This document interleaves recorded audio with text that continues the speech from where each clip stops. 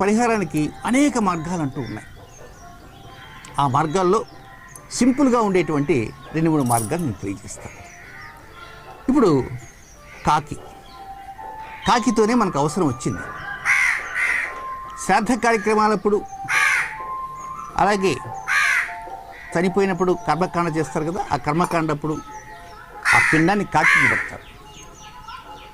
మరణించిన వారిని తృప్తి చెందుటకి, పితృదేవతలు తృప్తి చెందుటకి.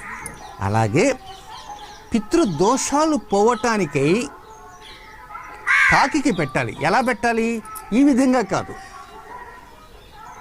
కాకికి పెట్టేది సహజంగా శ్రాద్ధ కార్యక్రమం పెట్టేది అపరాహ్న సమయం, మధ్యాహ్నం 12 గంటల తర్వాత నుంచి 1 గంట నుంచి స్టార్ట్ అవుతుంది. రోజు మొత్తాన్ని 5 భాగాలు చేస్తారు. ప్రాతకాలము, సంగమ కాలము, మధ్యాహ్న కాలము, అపరాహ్నము, సాయంత్రము. సాయంకాలానికి ముందు భాగాన్ని అపరాహ్నం. అపరాహ్నంలో తిథి